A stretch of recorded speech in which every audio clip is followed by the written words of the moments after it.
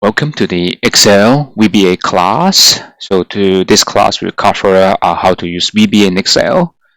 So why we want to learn VBA. First is doing VBA help us to learn more how to do programming because it's rather simple and it's rather obvious and visual. So when you learn this VBA help you to learn another programming language, then actually you see when you learn R will be much easier. And having program skills in VBA gives you edge in job market because a lot of jobs that require VBA skills.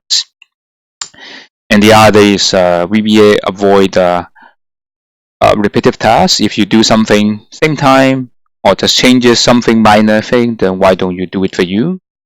And when previous cohort of your classmate actually work in a job and in his company, he did a lot of VBA report before the company had been doing is like manually.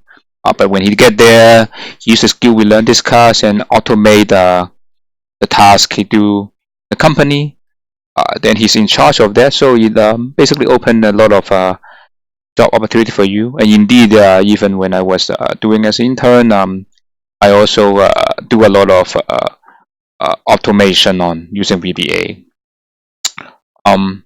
So what we learn this class? We will learn what is subroutines, function on variable, the basics, the basic elements on the VBA, and then we will learn the simplest thing, the hello world subroutine, and also write ABC functions.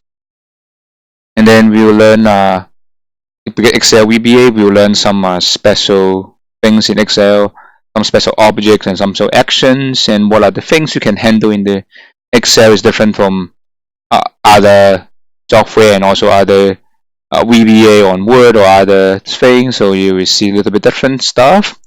And finally, we will learn some record met code that tells you how the code can be written in a certain way, and you try to change the code, and then you can code things rather easily.